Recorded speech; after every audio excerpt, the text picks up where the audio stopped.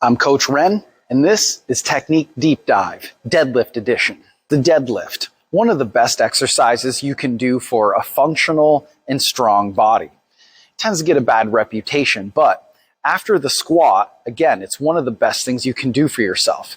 It's very functional in that we pick things up off the floor every single day, all the time. And so learning to do this while maintaining a neutral spine will keep you from pulling your back out when you lift something heavy in particular. Now, this deadlift gets a bad reputation for being bad for your back. It's known for tweaking people's backs or throwing them out. And this, the mass majority of the time, comes from poor technique or loading up too much weight that maybe your body's just not ready for yet. So if you use it right and you learn to perform it correctly, over time, you can build a very strong back, you can build strong hips as well, and you'll be able to pick things up without worry and probably some pretty heavy things as well. It'll make you more useful doing yard work, doing things around the house, picking up your kids or your grandkids. It has a lot of benefits that come along with it. So if you use it right, and you progressively load it over time, then you'll reap the benefits. Now, the deadlift is a hip hinge movement, different from squatting, where you flex the knees quite a bit. This is predominantly going to be moving through the hips when we perform this movement. So, while you're moving through your hips, you're going to be maintaining a neutral spine. Now, this is a fairly controversial topic amongst physiotherapists and physical therapists and so forth on whether or not keeping a neutral spine actually matters for your health. But my recommendation, when in doubt, keep your spine as neutral as you possibly can. Maybe there's some room for play in there, yes, but try to keep it as close to neutral as you can to avoid issues. So I'm going to use the dowel. You can also use a broomstick at home as a way to help teach you what a neutral spine looks like. So if you look at my spine here, I have an inward curve. This is called a lordotic curve of my lower back. And then my upper or mid back comes forward in a kyphotic curve. And then my neck curves the same direction inward or this way as my low back. And so in everybody, you're going to see some sort of variation of this. So I'm going to use the dowel to maintain a neutral spine while I move about my hips. I'm going to get 3 points of contact with the stick. First point of contact is the tailbone. Second point is between your shoulder blades. And third point is the back of the head. This is the hardest one for a lot of people to hold. So I'm going to grab the stick, lower back, I kind of grab it there, and I grab just above my head. Now from here, I'm going to get my feet close, about a foot or 6 inches apart, and I'm going to bend over. I'm going to sit back, driving my hips back toward the wall behind me, and maintain those 3 contact points throughout the movement. This can be a tricky thing to learn, but if you're able to do this, you'll have a great looking deadlift. So notice that I'm not squatting, I'm not bending my knees excessively. They soften, they unlock at the beginning, and then I sit my butt back, bending through my hips. And again, maintain those 3 contact points throughout the duration of that movement. Now let's apply these mechanics to the deadlift itself.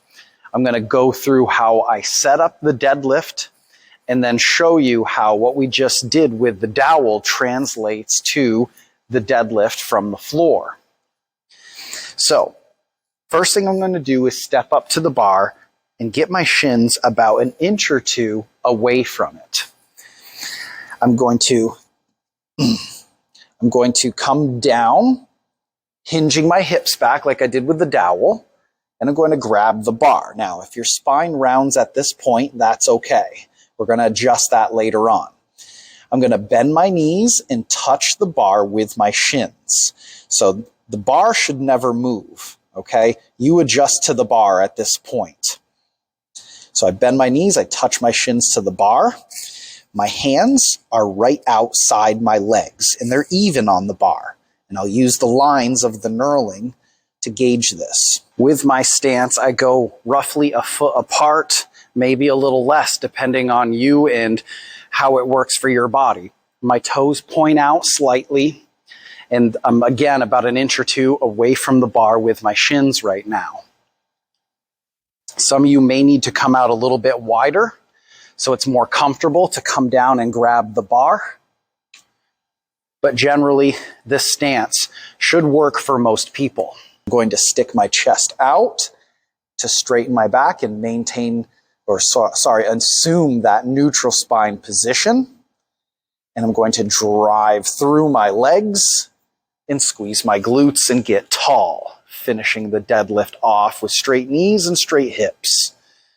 From there, I sit back and I reverse the motion. Again, maintaining that neutral spine all the way through.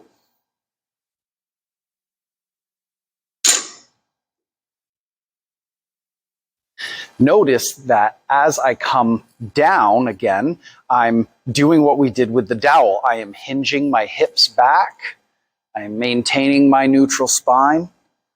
And then I drive up once again. So that's where that hinge pattern comes into play that we did with the dowel, now applied to the barbell. Now in the powerlifting community, a lot of people call deadlifts pulls.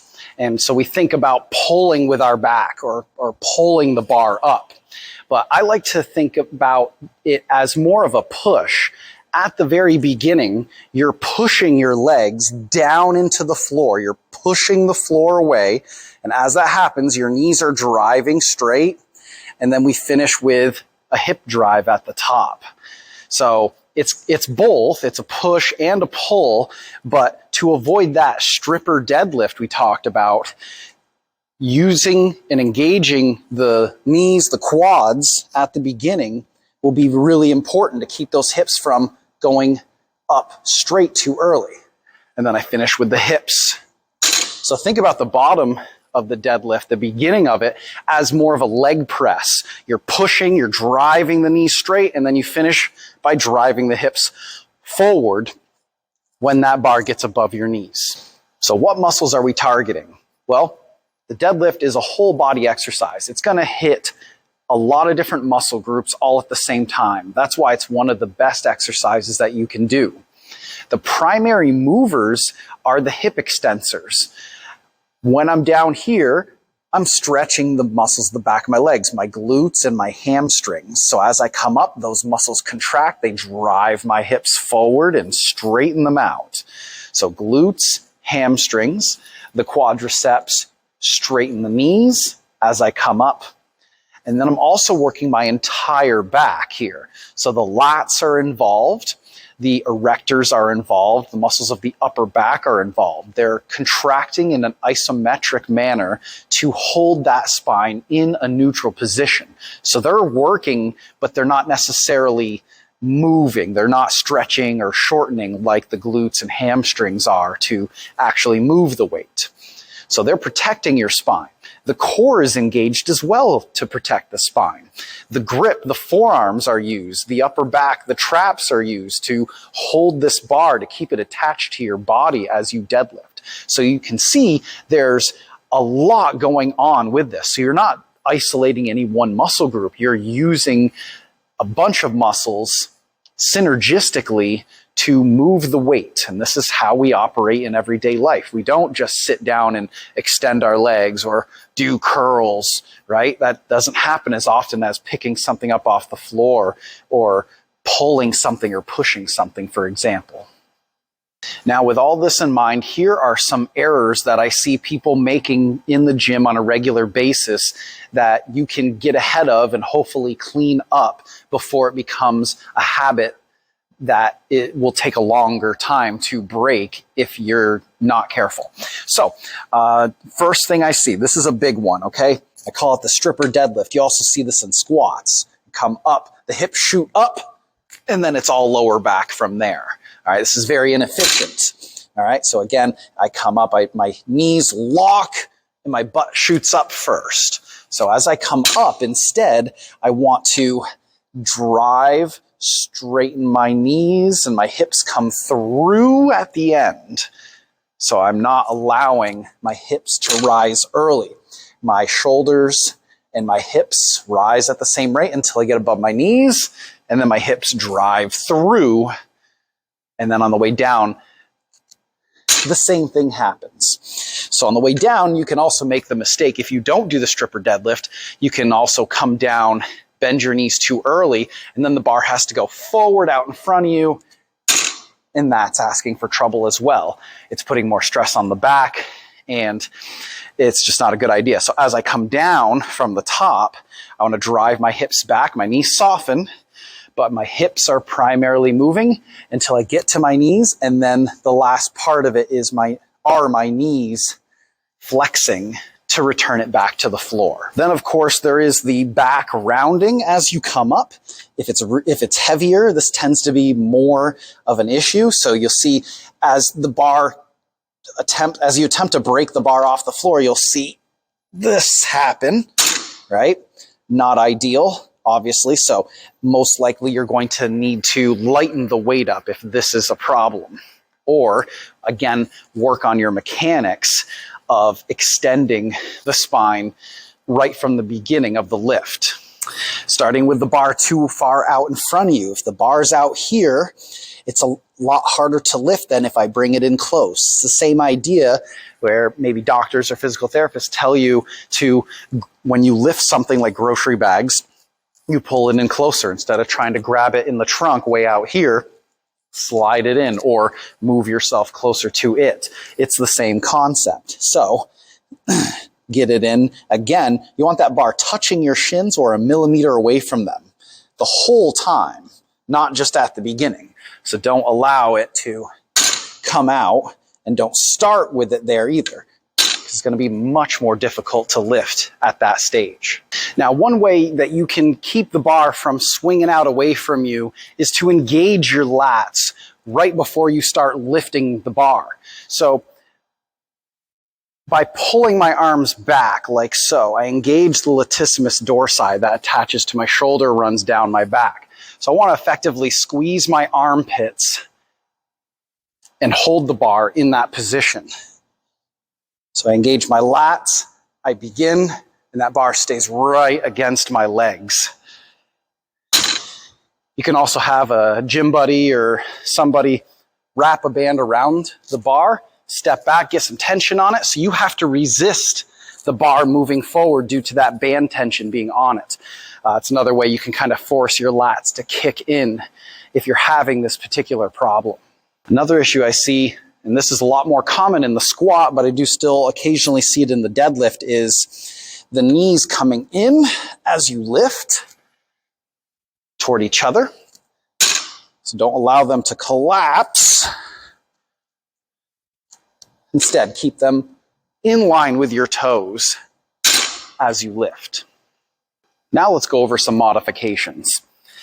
So some people, coming down and grabbing the bar off the floor can just be too difficult. Maybe they lack mobility or strength in their backs to hold it in extension at the very bottom. So what you can do is elevate the bar with some aerobic steppers.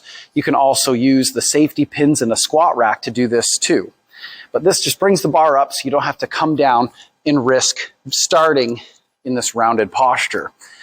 I can grab the bar and try to have it as low as possible without your back rounding. But I just go through the same steps and I do my deadlifts from that elevated position. Another variation of the deadlift that is good if you have trouble setting your back into a neutral position is the Romanian deadlift, or RDL. These can be done with dumbbells, and they can also be done with a barbell as well. You start with it in the rack, somewhere around knee to mid-thigh height. Okay, so I'm going to grab onto the bar just outside my legs. So I set my legs up so that my feet are about a foot apart, and I grab just outside with my hands and stand up and unrack the bar. Now from here, I'm going to assume that same stance. I'm going to set my back in neutral, chest up, shoulders back, and then I drive my hips back, bending the knees only slightly. I come down about mid-shin, and then I come back up. So again, hinging at the hips like we did with the dowel earlier, squeezing the glutes and hamstrings on the way up. So again, much easier to keep the back in extension when you start from the top and go down. This is also a good assistance lift for the deadlift. It helps to build that posterior chain up. You can do a lot of high reps with it, but overall a good alternative if you can't yet deadlift to the floor because of lack of mobility. My last deadlift variation is the trap bar deadlift. So you'll see this bar, you stand on the inside of it. So it's called the trap bar, aka the hex bar.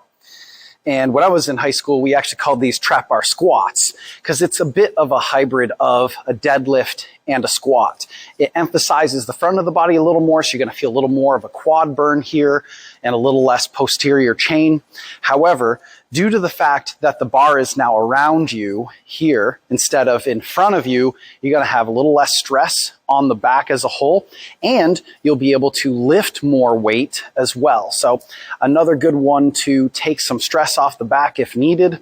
It also, a lot of these come with two handles. So you got the handle that is about the same height that a straight bar would be. And then if you flip it over, you have these higher handles that are several inches higher that do the same thing that we did with the aerobic steppers earlier. So versatile tool that you can use. The big thing here is not allowing it to tip forward or back. So if I grab the bar too far in front, that's going to happen right there. So really do your best to make sure you grab in the center of the handle, drive through the legs, and stand. And again, try not to turn this into too much of a squat where I'm bending my knees excessively. Still try to move through your hips and do your reps with the trap bar. Breathing on the deadlift. So there's a couple different ways you can go about this depending on how you're training and what you're training for. So if you're going for high rep deadlifts because you're trying to build endurance with lifting objects, then you're going to want to exhale as you come up, inhale as you go down, because doing 8, 10, 12 plus deadlifts is really tough on the body and requires a lot of oxygen to feed those muscles the energy they need to do the work. Now, if you're training more for raw strength and you're only doing, say, 5 reps or less, then you're going to want to do what's called a Valsalva maneuver. And what this is you take a big breath, you fill your stomach with air, you hold that breath, and the act of doing that puts more pressure in your abdomen, thus protecting the spine from unwanted movement as you perform the lift. So when you're doing something really heavy, like a set of 3 or a set of 2, you're going to want as much tension in your body and protection for your spine as possible. And holding your breath does that much better than slowly exhaling as you do the movement. You can always breathe at the bottom, take a couple breaths before you do your next rep. So I think about breathing into my diaphragm, not up in my chest, and I don't hold my breath in my cheeks either. I breathe down and out, expanding 360 degrees. Out here, out to the side, out in the back as well. And if you have a really hard time with this, one exercise that you can do is literally try to blow up a balloon. It forces you to breathe through your diaphragm. If you're taking chest breaths, it's going to be really hard to blow up that balloon. So again, think about breathing down, expanding your rib cage, expanding through your back and sides, and then you hold that breath and you do a rep. For example,